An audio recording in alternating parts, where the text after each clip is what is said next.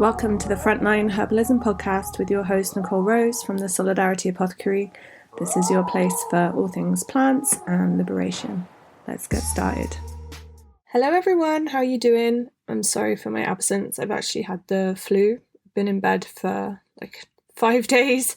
Had a fever and bad body aches and sore throat and stuff. Kept testing negative for COVID, but yeah, I think I've just been doing a classic Nicole of burning the candle at both ends, like I do sometimes, and with the like changing seasons and it getting colder and stuff, I think literally everyone I know at the moment is sick. Thankfully, I had my herbs and was able to rest. So this episode this week is about chickweed. It's another chapter from the Prisoner's Herbal book. And when I was visiting Ryan Dwyer, who's a prisoner from the Kill the Bill riot in Bristol last year, he's doing a 4.5-year sentence. He's an absolute dreamboat babe. We get on so well, like friendship-wise and politically. He's so kind. But when I was visiting him in HMP Rochester, which is a very strange prison for me because I went there when I was like 17 years old to visit a ex-boyfriend when he was in the young offenders. So it was like, oh my God, am I still doing this? Is this still my life?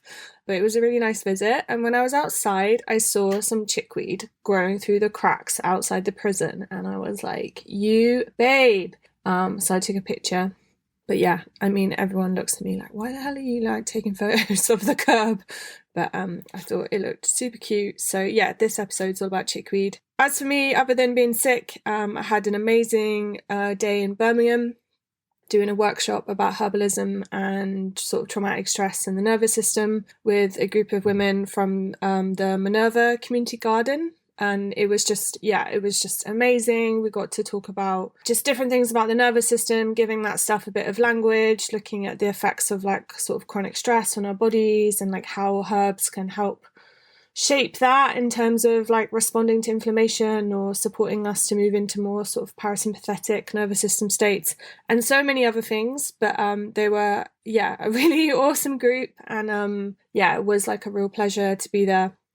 And it was nice because it was paid, so that was amazing. And I got to see some amazing friends in Birmingham who I hadn't seen for a long time. And then, came back and had a prison visit with my best friend Sam. I also saw her yesterday, so that was really amazing. I've been working really hard on an online course about herbalism and PTSD and traumatic stress. Not going to talk about it loads because I'm going to do like a proper, promotion thing about it when it's ready, but it's gonna be a kind of like an offering, something that I've always wanted to give to people that I support one-to-one or prisoner families. Like I think we take it for granted on Instagram or whatever that everyone has this like language and understanding the nervous system and all this like geeky polyvagal stuff, but actually like most people like don't have a fucking clue about that stuff. Like, I had no idea about that stuff before I got chronically sick a few years ago. And, when I was like in acute PTSD land, like I didn't have that language of understanding like, oh, this is me in this kind of state and this is me in this state and this is what moves me to this state. Like it just wasn't there. And unless we have that kind of language and those tools, it's like quite difficult to understand like the millions of different options with plants and how they can support you, because you might take one herb and it calms you down, but actually it has like a hypnotic feeling and that makes you feel incredibly unsafe because you feel kind of like dissociated and knocked out or drugged or whatever. So it's like, I think it's quite complicated and I wanted to just do like a quick little workshop, like I'm super broke after like Taylor dying and like not being able to like open my like proper clinic and all these things. So I was like, right, I'll just, I'll try and do like a quick online workshop and share it and it will just give me a little boost to keep me going and then I'll do a proper thing.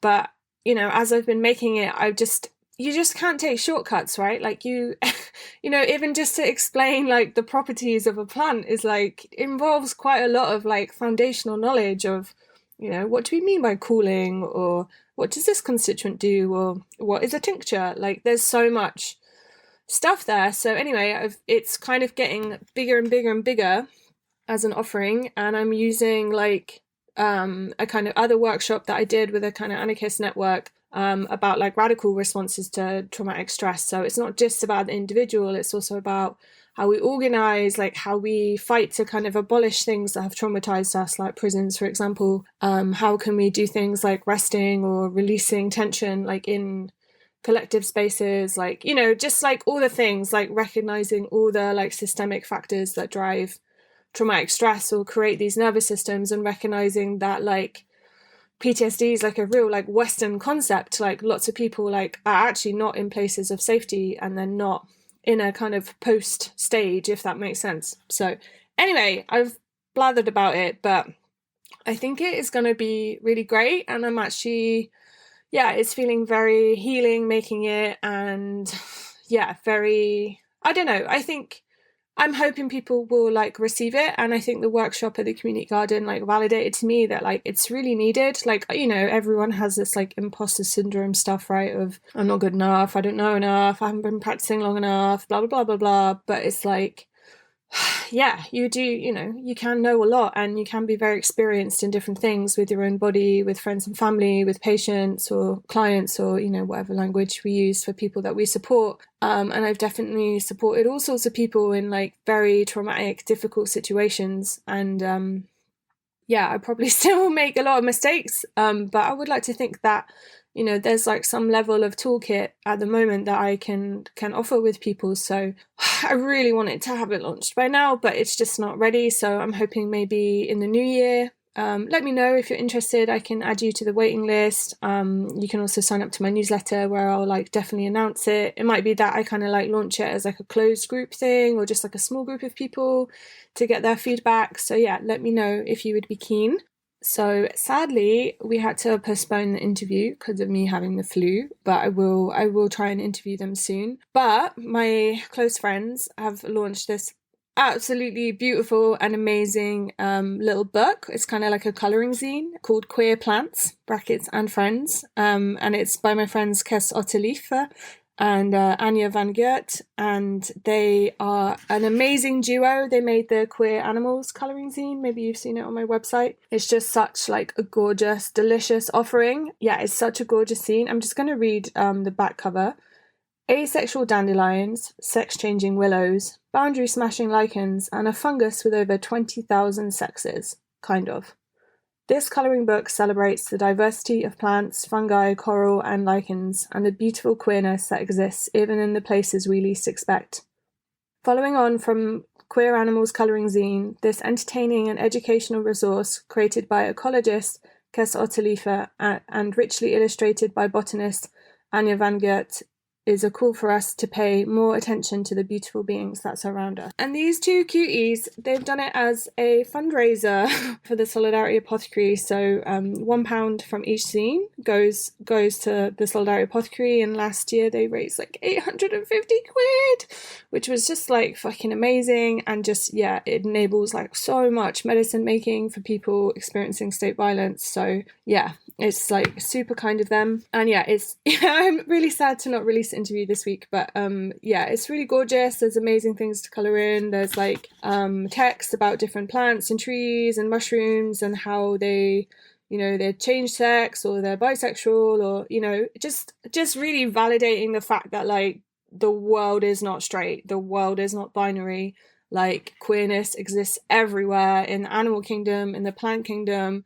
You know, every man and his dog left, right, and centre is changing sex. Like, it is natural and it's part of our world, and that is beautiful and incredible. Yeah, so I'll put links to both to the where you can order the zine in the show notes. Yeah, I also want to say that Kes Otter is like the most amazing writer. She writes like trans speculative fiction, published I think 3 books, but I could be wrong now, that are just like beautiful adventures and novels with like trans women in the centre as the kind of protagonist, and tales of resistance and ecology and herbalism. And yeah, it's just like such beautiful books. She's also got a podcast called Margins and Murmurations, and there's interviews with different people about queer ecology, trans herbalism, community healing, loads of amazing things. So I will put a link to that in the show notes. Please check it out. And Anja does like incredible breathwork sessions, supporting people, yeah, as like, again, like a nervous system tool for kind of healing and, you know, surviving in this world. So yeah, I'll put both their websites in the show notes. Getting very long. So the other thing is I have created like a way that people can give testimonials on my books. So if you have read Overcoming Burnout or The Prisoner's Herbal, or you've used the colouring book, or you've done my glycerin course, I would love it if you could just spend like 2 minutes like writing a little testimonial for my website. Just like a little bit about like, you know, what impact the books had on you, like how you find it, any kind of key learnings from it, how you've used it in your life. That would really, really help me. Like, you know, like I'm not like an NGO or an organization. Like I am just like a single person, if that makes sense. And I'm trying really hard to like build a livelihood from this stuff and trying to sell books so that we can get more books to prisoners, and trying to, you know, spend my time doing like work with the clinic in Calais and in Poland. And yeah, it's a lot, and I would just really value people's support. So if you can fill that in, that would be amazing. Anyway, on to the gorgeous chickweed. And the final thing is I'm not actually going to be at home the next 3 weeks. So today and tomorrow is the last chance to order anything off me before Christmas. Sorry for the short notice. I wanted to like, you know, share this last week, but I was sick. So yeah, if you want to order a book, I can post it out tomorrow or Wednesday morning. But other than that, I'm not going to be back till the end of the month. So I am shooting myself in the foot, like missing the whole Christmas season thing. But yeah, I also will be sharing what I'm doing like in the next episode, hopefully. So yeah, anyway, on with the show, and this is all about the amazing chickweed.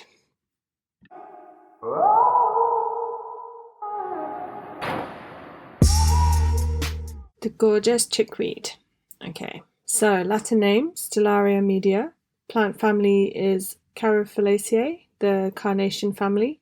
Identification: small white star-like flowers that have 5 petals. A single line of hairs on the stems. Low growing, clump forming from 10 to 40 centimeters. The herb blooms from March until November. However, in our changing climate, I have found it in flower in early January. Other species. There are lots of similar chickweeds and stitchworts. Mouse ears have similar flowers and petals but are hairy all over. Folk names in English. Starweed, Fleod in Irish, sorry if I've mispronounced that. Cosmopolitan weed, chickwittles, cluckenwort, chickneyweed, tonguegrass, winterweed, satinflower, white bird's eye, adder's mouth, stitchwort, and shirt buttons. Stella means star in Latin, as seen in the gorgeous tiny star-shaped flowers this plant has. Chemical constituents. Minerals including silica, vitamin C, A, B, mucilage, saponins, and fatty acids. Food and nutrition. Chickweed was once sold as a vegetable on the streets of London. It is delicious raw and in salads, but can also be added to dishes like tabbouleh, soups, pestos, and curries. Chickweed can be very high in aluminium, iron, magnesium, manganese, silicon, and zinc. It is also high in calcium, cobalt, phosphorus, potassium, protein, sodium, and vitamin A. I commonly make chickweed vinegar, as vinegar is a great way to extract minerals. Ecological role.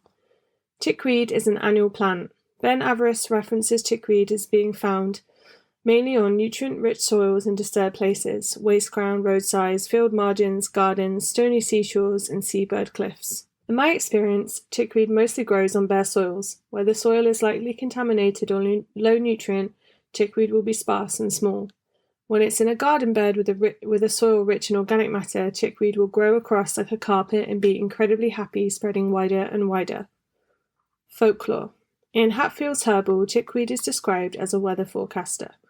When its flowers and leaves open fully, good weather can be expected. If it should shut up, the traveller is to put on his great coat. Apparently, even the seed capsules close up tightly in wet weather. Cultivation. I have never grown chickweed from seed, as it always springs up everywhere. If you want to introduce it, then it is best directly sowing by seed into the soil, ideally with some compost. Once you have it, it will self-sow. Energetics. Temperature, cool. Moisture, moist. Tissue states, dry atrophy and damp stagnation. Taste. Chickweed tastes very grassy. It is quite sweet and moist with a very gentle bitterness. Herbal actions. Alterative, anti-inflammatory, antipyretic, antiseptic, astringent, carminative, demulcent, destituent, diuretic, emollient, expectorant, febrifuge, hepatic, laxative, mucolytic, nutritive, pectoral, refrigerant, and vulnerary. Health challenges supported by chickweed. Skin complaints. Externally, chickweed has been used to soothe itches, bites, stings, inflammations, burns, swelling, sunburn, bruises, and splinters. It can be made into a skin lotion or infused oil for itching and inflamed skin, as well as being made into a poultice.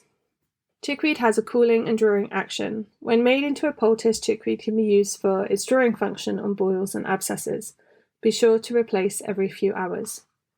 Chickweed can be added to baths and soaks if the area of inflamed skin is extensive. Herbalist Mark Pedersen describes how externally the saponins help solubilize toxins in abscesses and rashes, and helps increase the effectiveness of bactericides by increasing the permeability of the cell walls. In their incredible overview of medicinal plant records in Britain and Ireland, David E. Allen and Gabrielle Hatfield describe the many uses of chickweed referenced in historical documents. By far the commonest of those is in the form of a mat, as a hot and relaxing poultice to reduce swellings, including those of sprains and mumps and other forms of inflammation. Most records share similar uses of chickweed for the skin and inflammation. However, it is described as a significant remedy for insomnia in the Scottish Highlands. Irritated and hot conditions. Chickweed's primary cooling and anti-itch actions can be used for absolutely any hot, irritated, itchy conditions. This includes thrush, hemorrhoids, rashes, and eczema. It can also be a very cooling plant for hot and fiery people in general who need to cool and channel their fire. For inflamed eyes, chickweed is an ally for eye inflammation, including itchiness. As a cleanser and restorer, chickweed can also support inflammatory conditions internally. Herbalists Julie Bruton-Seal and Matthew Seal say that saponins work at a cellular level to increase absorption and permeability. What this means is that inflamed organ membranes, as in the liver, kidney, and lungs, are helped by saponins to absorb healing nutrients, as well as allowing their wastes and blockages to be more easily removed. They continue to say that chickweed works well on hot inflammatory conditions and problems like gastritis, colitis, congested chest, blocked kidneys, and gallbladder and piles. They say it has an affinity for the lungs, for sore throats, bronchitis, asthma, irritable dry coughs, and other respiratory conditions. According to herbalist Zoe Hawes, chickweed can also be dried and made into infusions for rheumatic conditions. An old wives' tale is that chickweed can be used as an ally to lose weight, which some herbalists attribute to how it stimulates the metabolism and the breakdown of fat. Cysts. Chickweed can also be made into a fresh herb tincture. Chickweed tincture, when used for extended periods, can dissolve cysts, especially ovarian cysts. I mean, yeah, bit of caution with that. Like I said, like the first section is all about like diverse kind of uses of chickweed through history, but for something like a cyst, you'd really want to be working with like a clinical herbalist and having regular checkups and scans and things. But yeah, the kind of like chickweed in prison section is the more like DIY section, if that makes sense, of things you can do yourself. Okay, cautions. Zoe Hawes says, do not take chickweed if you have bleeding of the stomach or intestines, as chickweed may aggravate this condition. An extreme or excessive intake can cause vomiting or diarrhea, which I've never heard of, but you never know, right? Better be on the safe side. Combines well with a really nice salve for eczema, skin rashes, and psoriasis can be made with chickweed, chamomile, and plantain. Chickweed also combines well with nettle and meadowsweet for rheumatic diseases. How to practically use chickweed in prison. Where you might find chickweed. Chickweed is going to be growing on the soil rather than in a path or in a crack in the wall. You might find it living under other plants. It's very low growing. It will like to be on bare soil rather than in grass. Nutrition. Add chickweed to your food, whether it's raw in salads or sandwiches, or thrown in when you are eating curries or stews, or whatever gloop you are served up. I remember being given a single bread roll with a packet of Marmite, which I hate. I really fucking hate Marmite. Sorry to swear, but it's just so gross. Anyway, for dinner over the weekends in prison when we have had early bang up. It's like when you're locked in. So it would be a good time to whip out the greens I had saved from the prison garden and eat them with bread. I've now realised I'm actually quite severely gluten intolerant. Make a vinegar. In some prisons, malt vinegar is available to buy in the canteen. Vinegar has an amazing ability to extract minerals from plants. See guidelines for how to make a herbal vinegar in the medicine making section. you'll be left with vinegar that is full of minerals which you can use on food or add a splash of it to hot water. Boils and abscesses. Generally on the outside, ointments would be made up of chickweed for skin conditions. However, in prison you can make fresh poultices and apply it to boils and abscesses. Rashes and skin complaints like sunburn or eczema. You can add chickweed to your bath and/or make a strong infusion of chickweed and then add it to your bath. If a bath is not possible, you can also place it on wherever is affected with a compress. Soak some material in the infusion and place it over the area. The juice pulp can also be applied to any area of the skin to soothe irritation. Sprains. Soak a compress in a strong chickweed infusion and wrap around the sprain. Itchy or inflamed eyes. Mash up the fresh plant and apply the juicy pulp to a closed eye. After 10 to 20 minutes, or when the poultice becomes warm, remove the poultice and apply a fresh poultice of chickweed. For best results, this can be repeated multiple times and over the course of several days. Joint pain and rheumatism, drink chickweed tea internally. Chest infections, sore throats and dry coughs, drink a strong chickweed tea. You can also use the tea as a mouthwash to swish and spit. Thanks so much for listening to the Frontline Herbalism podcast.